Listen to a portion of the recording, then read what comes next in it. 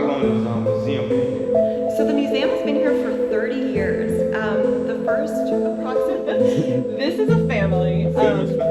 Yeah, of Vietnamese. They were painted by an artist named Milton Hopkins. And an interesting example of bright red is going to be right there, that little potted plant. And so when you're looking at the scene and you're trying to figure out who committed the murder, the little potted Hey guys, we make it down to the second floor. I know we not going in order, but they all tell the story, alright? was formed by him tapping very gently with a hammer inside the metal. And so this piece here is in combination with all, and that artist right here, Shane McFogg, his canvas was sent to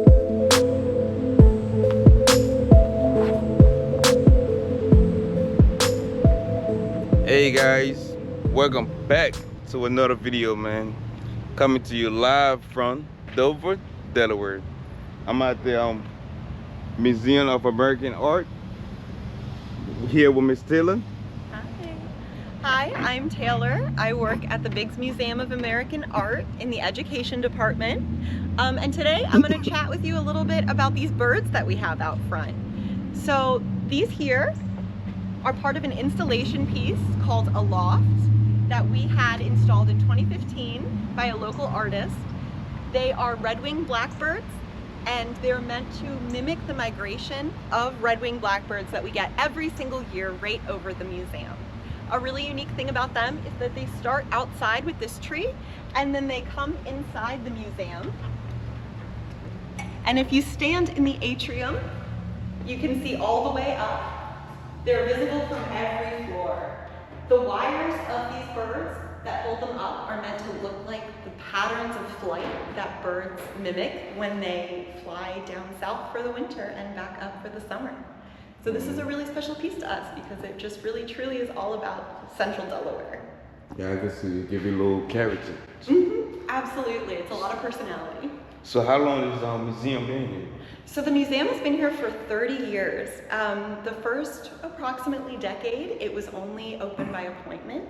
But as the museum grew and its fan base grew, eventually we were able to take over the first floor, which at the time was the visitor center, and we expanded the museum. So now we are open to the public 4 days a week. So we are open Thursday, Friday, Saturday, and Sunday. It's just people from Delaware or all over from? So everyone is welcome. We have free admission the first weekend of each month. And other than that, we welcome everyone. We have a reciprocal program called NARM. So if you are a member of that anywhere in the North American region, you can come in and get in for free. But we feature artists from all over America. It is not just Delaware artists, though we do have some Delaware artists that we love very much. But we are available to everyone and we aim to represent people from all over America. They're good, man. If you're an artist out there, live in Delaware and other state, country, you can reach out to Miss Taylor. Yeah, I look forward to hearing from you and hope to see you inside soon. Yeah, all right. We're about to take a look at some of your amazing art, man. Can you tell me a little bit more about your the artwork? Sure, absolutely. Oh yeah, by the way, guys, this is the reception area. How you doing? Good, hello. You want to say your name? Introduce yourself. Hi, my name is Logan. I'm a visitor services associate here at the Biggs. All right, thank you. All right, so moving back in here, this is our modern and contemporary galleries. Thank you. These are our modern and contemporary galleries in here. So this first space is general contemporary art with a bit of modern mixed in. So anything after about 1860. And then as we move through here, we have a statue here. This is a piece called Reunion, and it is by an artist who likes to represent animals as playful and loving, but with really heavy materials. So he gets that juxtaposition of energies, which is really wonderful. But as we move through here, in this back area, this is going to be our Impressionist gallery.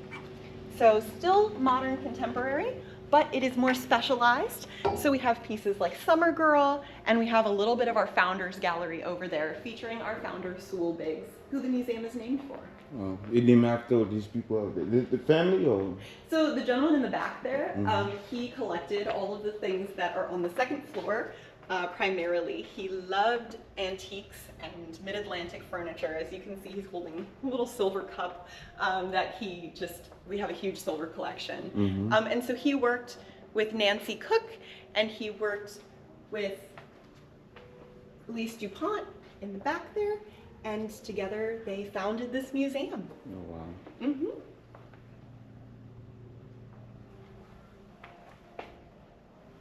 Amazing. Thank you. We love it too. Amazing.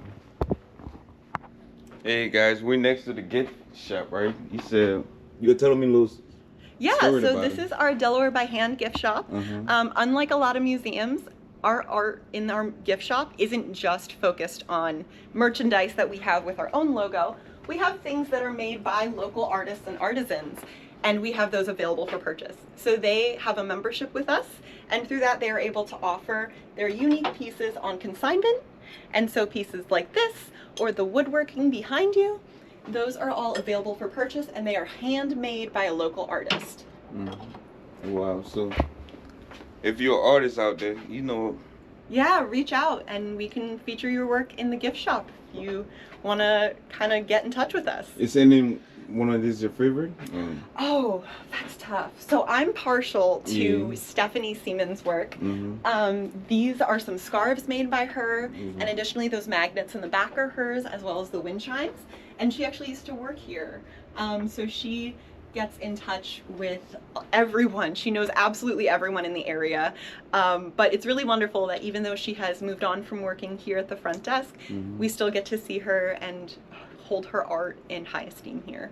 All right. Do you have any working here? My work is not in here now. Not I yet. am an appreciator of art more than an artist myself. Oh. But I crochet and I do a couple little crafts. So maybe in some time, we'll see. All right.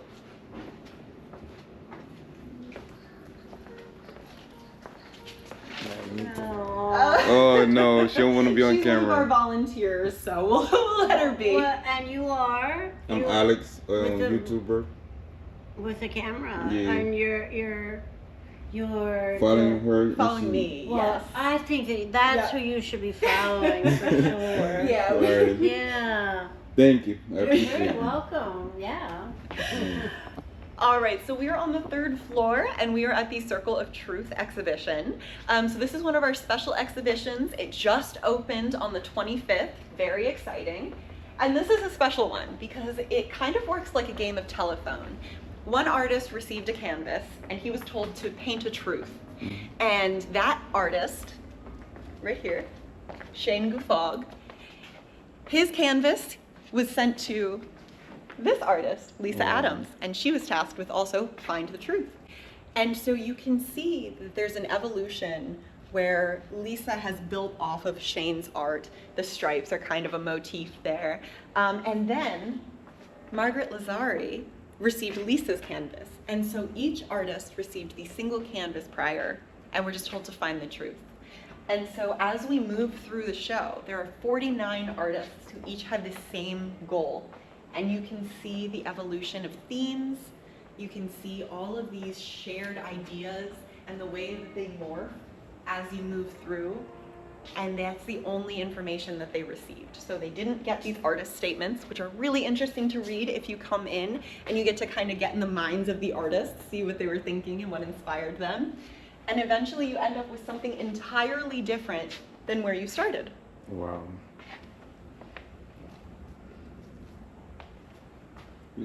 So all these people from Delaware? No. No, so this is a traveling exhibition. Mhm. These pieces are shown all over, I believe internationally, and they are packed up. We actually are lucky enough to have Mhm. one of the crates on display, so you can kind of get a behind the scenes look and see what the process of making an exhibition come to life is. So Wow. this is a little bit of a spoiler. This is the last room. And so we have our 49th piece right here. But here we have one of the crates that the pieces arrived in. And so this is what travels all over the place with the pieces inside to keep them safe. and eventually it got to us, and we are able to now hang this exhibition. Wow. So all over the world, they're sending over. I believe it is international, yes. At the very least, it is definitely all over the U.S. It has been coast to coast. Wow. Yeah. Look. What's that mean? What do you think it means? I don't know. It's, No wrong answers. it's hard. It is, isn't it? It's hard. And I believe that that's part of the reason that this artist chose not to give us an artist statement. Oh wow. All of the other ones you can see have a lot of text that come with them, telling you a little bit about the inspiration, but you get to this final piece and you're left to decipher what it means for yourself. Oh, wow.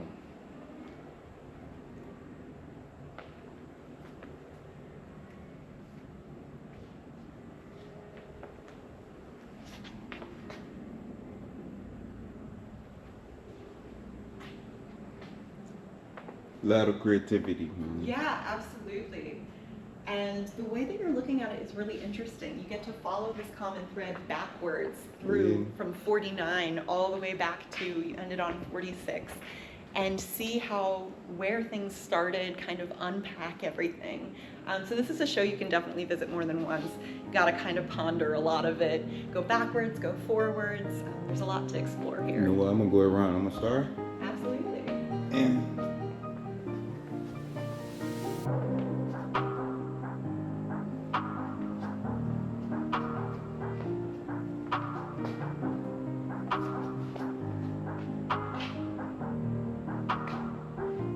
definitely tell the story. Definitely tell the story. It definitely tell the story. I like it. And the story changes depending on who you ask what it's about. Everybody gonna have their own opinion. Everybody has their own opinions. It's the same as the room? Yeah, so all of these rooms kind of feed into each other. Mhm. We have a very circular layout to the entire museum. And so this is the second to last room. So that was the final room. And so these feed into those artworks. All right, I got It you. all loops around. Yep, that first room that we were in starts everything off, and then it'll kind of circle through and end with that final piece.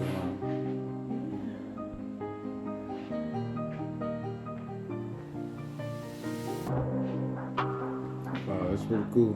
Thank you. Hey guys, we make it down to the second floor. I know we not going in order, but they all tell the story, alright? All right, so this is kind of the foundation of our museum. The Biggs Museum was founded on mid-Atlantic furniture and silver, and that is what Sewell Biggs, our founder, collected. He used to keep all of this in his home, and he would actually throw lavish parties, and so sometimes on certain tabletops you can see a little coffee ring from where someone forgot a coaster. But these pieces date all the way back to the Revolutionary War. Thank you. Do it again. We have a bunch of grandfather clocks. We have all of these beautiful furniture pieces. And this is really something that you have to come see for yourself in person. The intricate carvings and everything are just absolutely outstanding. Wow. Antique black. What year you think this is from? This one is from the Oh, 1770s. look at it. Everything right here. Oh, yeah. 1770. 1770s. Wow. Still look nice. Thank you, we try. So in here, you get to do the one thing that you don't normally get to do in a museum. You get to touch things. We have all of these drawers. They open. This is a living storage for our silver. And so you can look at all of these beautiful pieces, pulling out the drawers and taking your time and really diving into what life would have been like. We have beautiful silverware here as well. But my favorite is definitely the brooch that we just looked at with the little wheat stalks. Wow. No, that is perhaps the only example in the Silver Gallery of contemporary art. So this is a contemporary artist, but the silver fits so well in this gallery. Our curator is really wonderful about incorporating things from different time periods to really give you a new perspective on those items. And so this piece here is called Body from Egg, and the outside is silver and the inside is gold, and it is made by a jeweler who works in repoussé, which is when you take a little tiny hammer and you hit the inside of the metal that you're trying to shape. And so each intricate piece, down to the toenails, was formed by him tapping very gently with a hammer inside the metal. And so this piece here is in combination with all of these pieces from the mid-Atlantic 1800s, and so you get to see the difference in technique and everything. And that's something that's special about the way this museum is set up. Wow. I'm learning so much right now. I'm glad to hear it. That's my job. Hey guys, the same way you're learning, I'm learning too, man. This room features the Peel family. They were a family of artists, and they were unique at the time because they also taught their daughters how to paint, not just their sons, which was very exciting. They were actually known for painting really juicy grapes. That was their big claim to fame, which is wonderful. This is a piece that is very near and dear to my heart. I absolutely love this. This is a tea table made by an artisan named Tom Burton. He was a sharecropper in the 1600s, or 1800s. Oh, do you mind if I do that again? Yeah, it's alright, just do it. All right, he was a sharecropper in the 1800s, and of course was given the absolute worst piece of land. And it was filled with these swamp roots that made the soil just completely untenable. And he was able to dig up this piece that inspired him. And so this bottom half is a swamp root. The top half is a repurposed table. And down at the bottom, this is a metal piece that he shaped and used to make the table sturdy and level so that it could actually be used. And it's a really beautiful piece of ingenuity. And a really wonderful reminder of the stories that we don't get to hear very often. And so we like to elevate voices like his as much as possible here. Wow. Yeah. So who's the family right there? So this is a family. A famous family. Yeah, of the Hintons. They were painted by an artist named Milton Hopkins. And an interesting thing about this, the reason that a lot of these old portraits look kind of flat and creepy is because they weren't meant to be looked at the way that we're looking at them right now.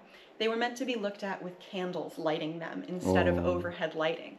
And so when you have flickering lights underneath, that's when they really come to life. And you can see all the layers in there of the paint, the oil paints and everything that make them look three-dimensional. And that's when it looks like their eyes are following you. Like the famous Mona Lisa, that's why she's like that. That's pretty cool. Yeah.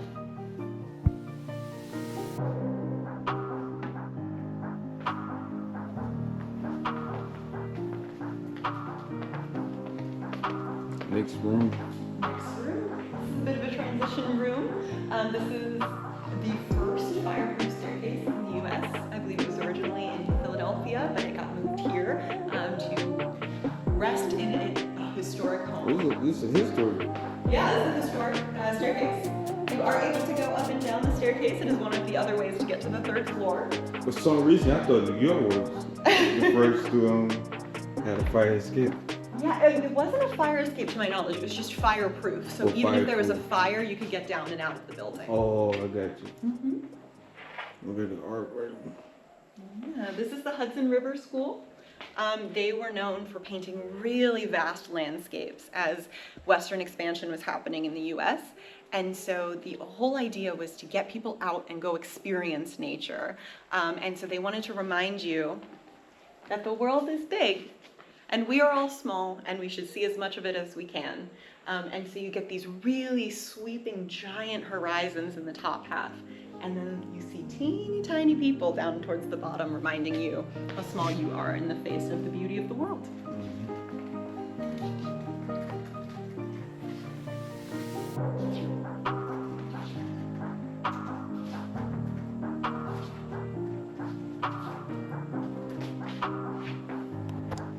Hey, we at the last room on the second floor, right? Yeah, this is our illustration gallery.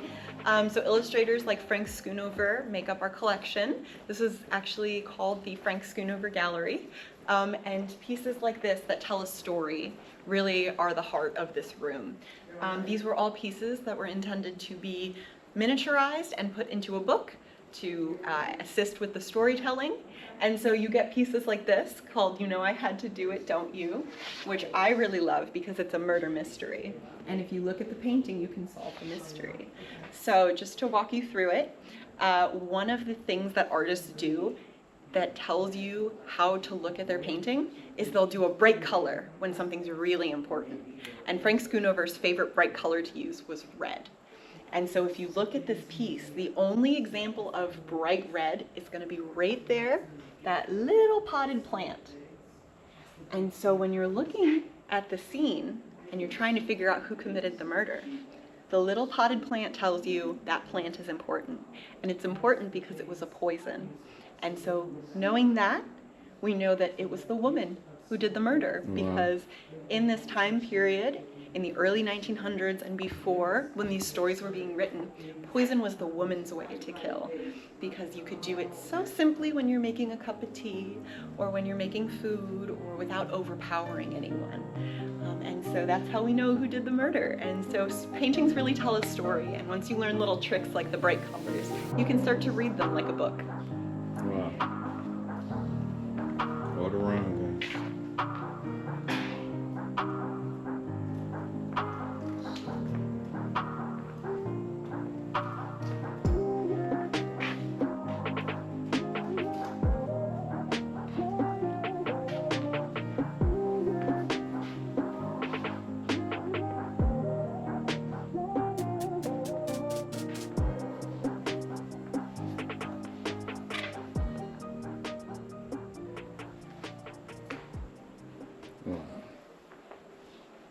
What this is all about? I'm curious. So that is a painting by the artist N.C. Wyeth. He was an illustrator who actually went to school with Frank Schoonover. They both learned under Howard Pyle. And this is a biblical scene. It's called When He Comes, He Will Rule Over the Whole World. And it is an illustration for The Lost Boy, which was a book by Henry Van Dyke. And so this piece here shows a different artist's take on illustration. Schoonover tends to use a lot of bright colors, as did N.C. Wyeth. However, in this piece in particular, he uses more muted tones to get a different mood, a different energy to the piece. Wow. Hey guys, we are at the end of the tour. Thanks to Miss Taylor. Yeah, it's my pleasure. Thank you guys for coming along. If somebody here, right, want to reach out to you about the museum, how can they reach out? So we can take your calls over the phone. We have our numbers listed on our website, or you can go to thebigsmuseum.org, and that will take you right to all of our information, our upcoming events, and everything cool and exciting that's happening here at the museum. All right. So you said first of the week. The first weekend of every month we're free, Friday, Saturday, and Sunday. So you can come on down and see us. Additionally, we offer memberships, and then you will get in free as well. Bring the kids too, man. It's fun. It was fun for me. I learned a lot. My first time being here. Thank you. And we hope you come back. Thank you guys so much for watching.